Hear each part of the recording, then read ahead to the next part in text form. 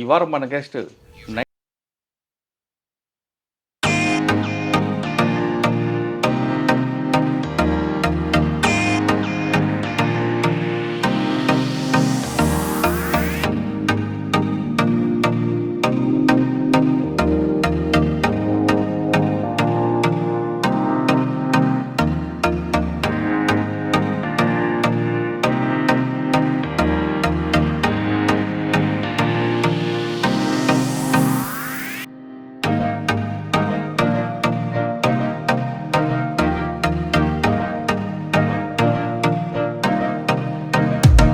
ఆడడానికి వాళ్ళ కష్టాలు ఏంటి విషయం ఒకసారి అంటే చదువు కూడా అండి అక్కడ ఏరియా ఏజెన్సీ అవడంతో ట్రాన్స్పోర్ట్ ఏమీ ఉండేది కాదు, సిస్టమ్ ఉండేది కాదు. జోలాపూర్ టు మార్చుకొని చెప్పారు. ఆ ప్రాంతం గురించి చెప్పండి, ఎందుకంటే చాలా బ్యూటిఫుల్ ఏరియా అది.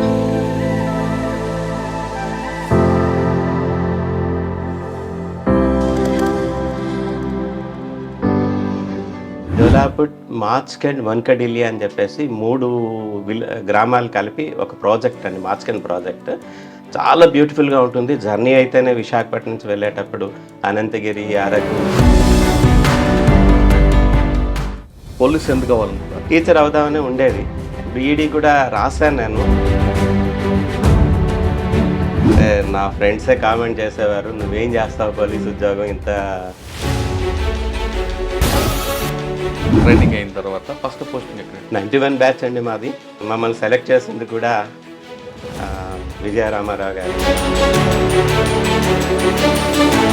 12 కేసులు మెయిన్. నేను డిఎస్పీ హోదాలో వెళ్తూ అంటే ఇప్పుడు డిఎస్పీ దొంగ, ఏసీ కోచ్లో ట్రావెల్ చేసేటప్పుడు జనరల్గా ఫోన్స్ అవి ఛార్జింగ్ పెట్టడం, ల్యాప్టాప్ ఛార్జింగ్ పెట్టుకోవడం, పడుకోవడం. రైల్వే నుంచి భోగాపురం ఇన్స్పెక్టర్గా 2 years చేశానండి. అక్కడి నుంచి అక్కడే ఉందని మెమరీ ఉందా? ఒక 2 ఇన్సిడెంట్స్ అండి అక్కడ. ఒక విలేజ్ కాలిపోయింది, 60 houses కాలిపోయినాయి. సార్, శ్రీకాకుళం ట్రాఫిక్ డిఎస్పీగా చేస్తున్నప్పుడు ట్రాఫిక్ అనేది శ్రీకాకుళంలో రోడ్లు స్పేస్ పెరగట్లేదు, వెహికల్స్ పెరిగాయి. ఈ డ్రంక్ అండ్ డ్రైవ్కి వచ్చేసరికి కేసులు పెట్టి వాళ్ళని కౌన్సిలింగ్ చేసి నేను ఎందుకు తాగాను రా బాబు అన్న పరిస్థితి తీసుకొచ్చావన్నమాట. కానీ మేము చూస్తున్న కేసులు ఎక్కువగా ఫాల్సే కనిపిస్తున్నాయి. చిన్న చిన్న పెట్టి మ్యాటర్లు కూడా తీసుకొచ్చి అందులో ఇన్వాల్వ్ చేస్తాను. నేనైతే ఏం చేయలేదండి. కేసు ఎట్లా ఉంది అంటే అట్లా ఈ రోజు వరకు కూడా సర్వీస్లో అప్పటి కేసులు అయితే ఫైల్ చేయలేదు. ఈ లెవెల్లో మీరు కరెక్ట్గా చేస్తున్నా మీ మీద ఒక బుర్ర జల్లుతారు. బొబ్బిల్లో మీకు మెయిన్ ఛాలెంజ్ ఏముందండి రాగానే? ఇక్కడ డిఫరెంట్ ఉంటుంది అది ఏరియా. ప్రజెంట్ మాకున్న ఛాలెంజ్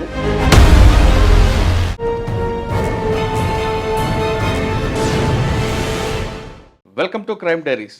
ఈ వారం మన గెస్ట్ 1991 బ్యాచ్ పోలీస్ ఆఫీసర్, పేరు పి శ్రీనివాసరావు గారు, డిఎస్పీ బొబ్బిలి, విజయనగరం జిల్లా. శ్రీనివాసరావు గారు ఫారెస్ట్ ఏరియాలో పుట్టి పెరిగి చదువుకొని ఈ స్థాయికి వచ్చారు. ఈ స్థాయికి వచ్చిన తర్వాత ఆయన చేసిన ఉద్యోగం ఎలాగుంది, అదేవిధంగా డిపార్ట్మెంట్లోకి వచ్చిన తర్వాత రూల్ ఆఫ్ లా అనేది కరెక్ట్గా ఉండాలని నమ్మే వ్యక్తిలో శ్రీనివాస్ గారు ఒకరు. అందుకే ఆయన రైల్వేలో పనిచేస్తున్నప్పుడు డిఎస్పీ దొంగైన అతను తీసుకొచ్చి అరెస్ట్ చేసి ఆ కేసులో కన్విక్షన్ తీసుకొచ్చిన వ్యక్తి. ఒక డిఎస్పీ దొంగగా ఎందుకు మారారు అనే విషయంతో పాటు శ్రీనివాసరావు గారు ఈ యూనిఫామ్ అనేది ప్యాషన్గా వేసుకున్నారా, బై చాయిస్ వేసుకున్నారా అనే విషయాన్ని ఆయన అడిగి తెలుసుకుంది. సార్ నమస్తే అండి. నమస్తే అండి. పి శ్రీనివాసరావు గారు 1991 batch police officer, DSP Bobbili. Sir, ఈ డిపార్ట్మెంట్లో మీరు బై ఛాన్సా బై చాయిస్తో పాటు మీరు చెప్తున్నట్లుగా మీ జిఆర్పీలో పనిచేస్తున్నప్పుడు ఒక మీ డిఎస్పీ అంటే మీ పై ఆఫీసర్నే ఒక దొంగతనం కేసులో అరెస్ట్ చేసి పంపడం అనేది కొంచెం అది సాహసంగానే చెప్పాలి. అంటే పై ఆఫీసర్లు వద్దన్నారా, సపోర్ట్ చేశారా? సాధారణంగా డిఎస్పీ అరెస్ట్ అంటే కొంతమంది అబ్జెక్షన్ చేస్తారు, కొంతమంది గోహెడ్ అంటుంటారు. మీకు రెండింట్లో ఏ పదం వచ్చిందనే విషయంతో పాటు శ్రీనివాసరావు గారి కుటుంబ నేపథ్యం ఏంటి, ఈ స్థాయికి రావడానికి వాళ్ళ కష్టాలు ఏంటి విషయం ఒకసారి చెప్పండి. యాక్చువల్గా మా ఫాదర్ వాళ్ళది విశాఖపట్నం జిల్లాలోని భీమిలి అండి. బట్ మేము పుట్టక ముందే అంటే ఇక్కడ మార్చ్కండ్ హైడ్రో ఎలక్ట్రికల్ ప్రాజెక్ట్ అని ఉందండి. ఆ ప్రాజెక్ట్ కన్స్ట్రక్షన్ టైంలో మైగ్రేట్ అయిపోయారండి. ఇక్కడ ఉన్న ఆస్తులు కానీ అన్నీ వదిలేసి మేము వెళ్ళిపోవడం జరిగింది. అంటే నా బర్త్ కూడా అక్కడ జోలాపుట్ అని చెప్పేసి ఆంధ్ర ఒరిస్సా బార్డర్ అండి. రివర్ ఉంది, మార్చ్కండ్ రివర్ ఉంది. రివర్కి అవతల ఫ్లాంక్ ఏమో రైట్ ఫ్లాంక్ ఒరిస్సా అండి, లెఫ్ట్ ఫ్లాంక్ ఆంధ్ర. అక్కడనమాట. అక్కడికి ఫాదర్ జాబ్ రీత్యా వెళ్ళిపోయేసరికి అక్కడనే నేను పుట్టడం అప్ టు 10th జోలాపుట్లో చదువుకోవడమే జరిగింది. అయితే చదువు కూడా అండి అక్కడ ఏరియా ఏజెన్సీ అవ్వడంతో ట్రాన్స్పోర్ట్ ఏమీ ఉండేది కాదు, సిస్టమ్ ఉండేది కాదు. టీచర్స్ కూడా ఎవరు వచ్చేవారు కాదనమాట. 8th క్లాస్ నుంచి మాకు మ్యాథమెటిక్స్ కానీ సైన్స్ కానీ ఇంగ్లీష్ కానీ చెప్పే టీచర్స్ లేరు. ఒక సోషల్ మాస్టారు తెలుగు మాస్టారే ఉండేవారు. 10th వచ్చేసరికి మా అదృష్టవశాత్తు పైడిరాజు అని చెప్పి ఒక మాస్టర్ అండి, ఆయన ఎల్కోట్ నుంచి ట్రాన్స్ఫర్ అయ్యి జోలాపుట్టు వచ్చారు. ఆయన ఇంట్రెస్ట్ తీసుకొని మాకు 32 మంది స్టూడెంట్స్ ఉండేవాళ్ళమండి 10th అక్కడ. అందరికీ కూడా ఆయనే mathematics, physical science, natural science, English ఈ 4 సబ్జెక్టులు కూడా ఆయనే ఇంట్రెస్ట్ తీసుకొని మాకు చెప్పడంతో ఆ రోజు ఆయన ఇచ్చిన ప్రోత్సాహం, ఆయన మా చేత చదివించింది. నేను 10th అక్కడ సెకండ్ క్లాస్లో పాస్ అయ్యాను. నాకు ఒకటి సెకండ్ క్లాస్ వచ్చింది, ఇంకో 4 మెంబర్స్ పాస్ అయ్యారు. అదృష్టవశాత్తు అక్కడ గట్టెక్కాను. అక్కడి నుంచి విశాఖపట్నం వచ్చి మేనమామ గారి ఇంటి దగ్గర ఉండి గ్రాడ్యుయేషన్ వరకు చదువుకున్నాను. ఓకే సార్, జోలాపుట్టు మార్చుకొని చెప్పారు. ఆ ప్రాంతం గురించి చెప్పండి. ఎందుకంటే చాలా బ్యూటిఫుల్ ఏరియా అది. అక్కడ ప్రజలు అమాయకంగా ఉంటారు, ప్రకృతి మన చుట్టూ కనిపిస్తుంటుంది. అసలు ఆ వెళ్ళడానికి ప్రధానంగా రహదారి ఉండని ఏరియా అది, కానీ వెళ్ళిన తర్వాత రాబోద్దు కాదు. ఆ ప్రాంతం గురించి చెప్పండి ఒకసారి. జోలాపుట్ అనేది అది జోలాపుట్, మార్చ్కండ్, వన్కడిలి అని చెప్పేసి 3 గ్రామాలు కలిపి ఒక ప్రాజెక్ట్ అండి, మార్చ్కండ్ ప్రాజెక్ట్. చాలా బ్యూటిఫుల్గా ఉంటుంది. జర్నీ అయితేనే విశాఖపట్నం నుంచి వెళ్ళేటప్పుడు అనంతగిరి, అరకు ఈ ఏరియాస్ నుంచి వెళ్ళడం, అక్కడి నుంచి కంప్లీట్గా అరకు నుంచి కంప్లీట్గా ఒక రూటు ఒరిస్సాలోని అరకు దాటిన తర్వాత 70 కిలోమీటర్స్ వెళ్తే కానీ జోలాపుట్ రాదు. రూట్ అంతా కూడా నదీ తీరాన, మార్చ్కండ్ నదీ తీరాన చాలా బాగుంటుంది. అక్కడ కూడా జోలాపుట్లో కూడా ఒక ప్రాజెక్ట్ అండి, అక్కడ స్టోరేజ్, వాటర్ స్టోరేజ్ అనమాట, మత్స్యగుండం నది. దానికి ఒక స్పిల్వే ఒకటి, డ్యామ్ ఒకటి ఉంది. అక్కడ వాటర్ అంతా కూడా స్టోరేజ్ చేస్తారు. అక్కడి నుంచి లిమిటెడ్గా మార్చ్కండ్ వెళ్తుందండి. అక్కడ డైవర్షన్ డ్యామ్ ఉంది. అక్కడి నుంచి అక్కడ కూడా స్టోరేజ్ చేసి ఇంతకుముందు డుడుమా జలపాతంలో దీంట్లో పడేది, దాన్ని ఒక క్యానెల్ ద్వారా, టన్నెల్ ద్వారా తీసుకొని వెళ్ళి హైట్ నుంచి వన్కడిలిలో ఒక పైనుంచి పైపుల ద్వారా వాటర్ కిందకి ఫ్లో అవుతుందండి. ఆ ప్రెజర్కి టర్బన్స్ తిరుగుతూ అది పవర్ జనరేట్ అవుతుంది. అక్కడికి వెళ్ళేది కూడా వన్కడిలిలో కూడా విన్స్ ఉంటుందండి. ఆ విన్స్ అన్నది చాలా బాగుంటుంది అనమాట, ఎక్కడా లేదు అటువంటిది. ఒక రోప్ వే, ఐరన్ రోప్ తోటి ఆ విన్స్ అన్నది 2500 ఫీట్ కిందకి వెళ్తుంది అనమాట. అది అక్కడున్న ఎంప్లాయీస్ పవర్ హౌస్లో వెళ్ళి రావడానికి అన్నిటికీ కూడా బాగుంటుంది. చాలా టూరిస్ట్ ప్లేస్ అండి, చాలామంది రెగ్యులర్గా వెళ్తుంటారు, వెళ్ళి చూసి వస్తుంటారు. అంటే బై రోడ్డు ఉందండి దానికి, ఏమైనా ఓన్లీ ట్రైనేనా జర్నీ? అక్కడ ఓన్లీ ఆ ప్రాజెక్ట్కి వన్కడిలి అదే విన్స్ హౌస్ ఉందండి. విన్స్ హౌస్ నుంచి వెళ్ళడానికి అది ట్రైన్ కన్వీనియన్స్ లేదండి అక్కడికి. కాదండి, జోలాపుట్ వరకు వెళ్ళడానికి ట్రైన్ కన్వీనియన్స్ లేదండి. ట్రైన్లో వెళ్ళాలి అంటే అరకు దాటిన తర్వాత అండి ఒక జంక్షన్, బెజా అని చెప్పి ఒక జంక్షన్ వస్తుంది. ఆ జంక్షన్ దగ్గర దిగి అక్కడి నుంచి ఒక 28 కిలోమీటర్స్ వెళ్తే, ట్రావెల్ చేస్తే, బై రోడ్ ట్రావెల్ చేస్తే ఈ జోలాపుట్టు విలేజ్ వస్తుంది. అంటే జోలాపుట్టు వెళ్ళాలంటే బై రోడ్ ఎలాగ సాలూరు నుంచి వెళ్ళాలా? సాలూరు నుంచి, బొబ్బిలి నుంచి అయితే సాలూరు మీదుగా వెళ్ళొచ్చండి. విశాఖపట్నం నుంచి అయితే విశాఖపట్నం, ఎస్కోట, అనంతగిరి, అరకు దాటిన తర్వాత కూడా ఒరిస్సా వస్తుందండి. పాడువ అక్కడి నుంచి వస్తుంది. అలాగే ఇంకొక రూట్ కూడా ఉందండి, అది విశాఖపట్నం, చోడవరం, వీమాడుగుల, పాడేరు, అక్కడి నుంచి పాడేరు నుంచి పెద్దబయలు నుంచి ముంచింగ్పుట్టు బోర్డర్ అండి, జోలాపుట్ అని వచ్చేది. అట్లానే ఈవెన్ వన్కడిలి వెళ్ళడానికి కూడా ముందు ఒక జంక్షన్ ఉంటుంది, ఆ జంక్షన్ దగ్గర లెఫ్ట్ తీసుకుంటే అక్కడి నుంచి కంప్లీట్గా ప్రాజెక్ట్ ఏరియాకి వెళ్ళిపోతాం.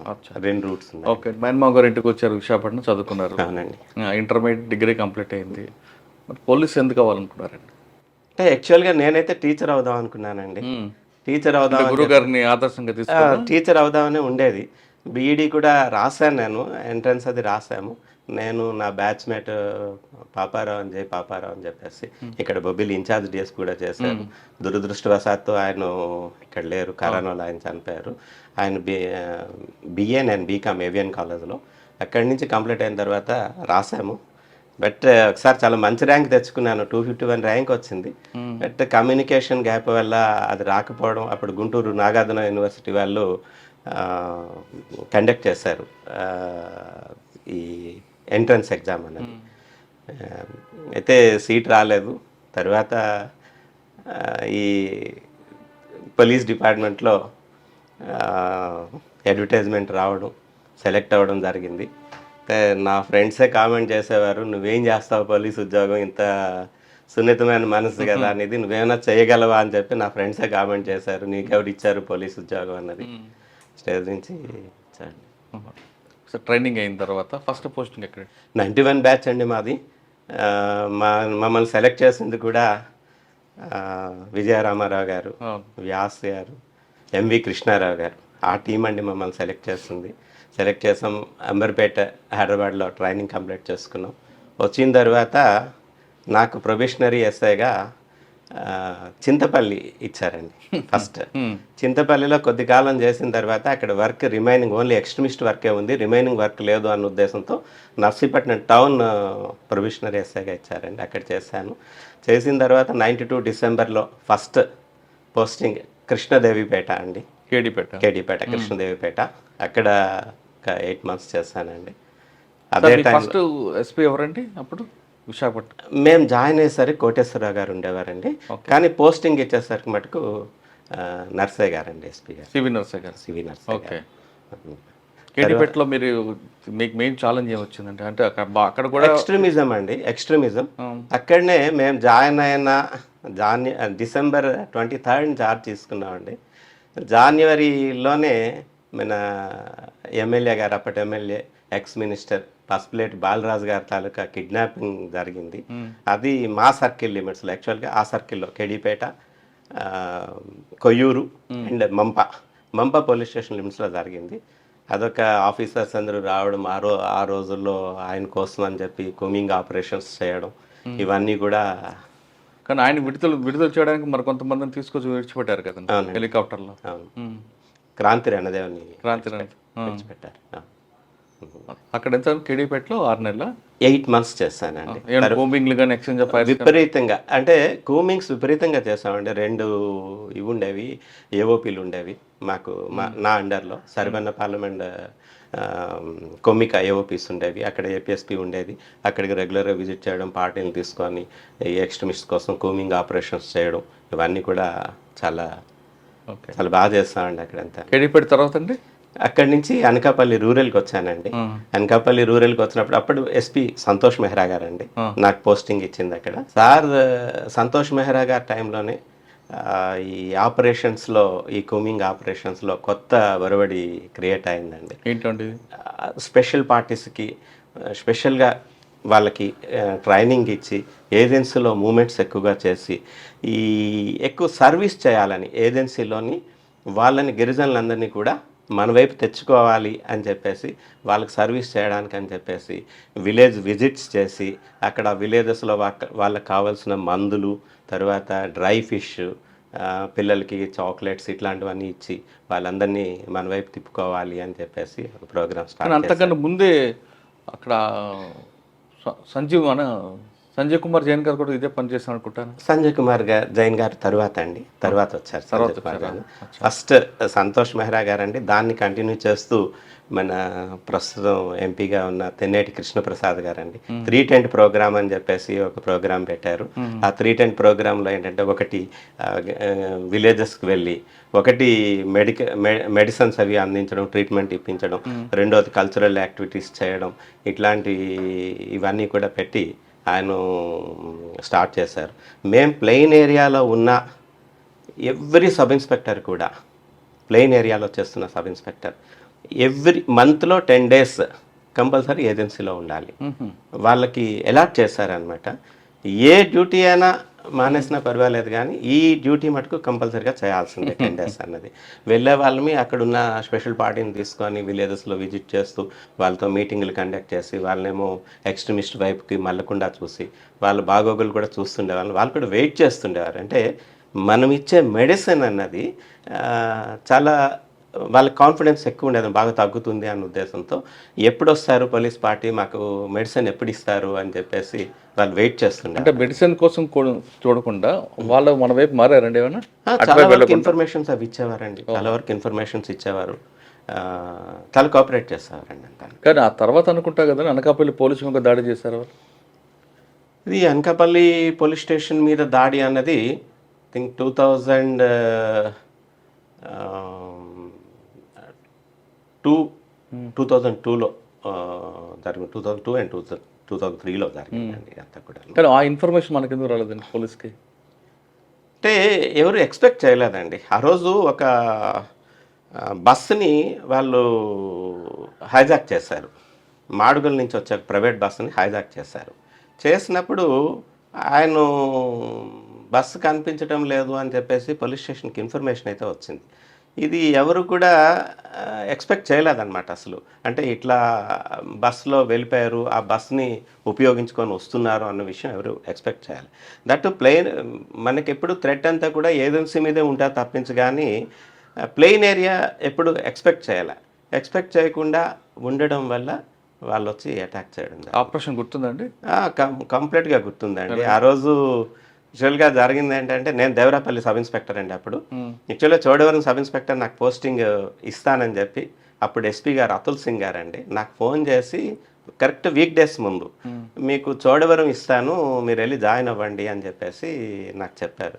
సరే సార్, నాకు ఫ్యామిలీ అది మొన్న రీసెంట్గానే నేను తీసుకొచ్చి దేవరాపల్లిలో పెట్టుకున్నాను, ఈ టైంలో నేను చోడవరం వెళ్ళలేను సార్ అంటే, మంచి పోలీస్ స్టేషన్ కదా, పిల్లలు చదువుకోవడానికి వాటికి అక్కడ బాగుంటుంది కదా అంటే, లేదు సార్ ఇక్కడ మంచి స్కూల్ ఉంది, నేను ఇక్కడనే కంటిన్యూ అవుతాను సార్ అవకాశం ఉంటే, నాకు చోడవరం వెళ్ళడం ఇప్పుడు ఇష్టం లేదు సార్ అన్న. అది జరిగిన 1 weekకి ఈ ఇన్సిడెంట్ జరిగిందండి.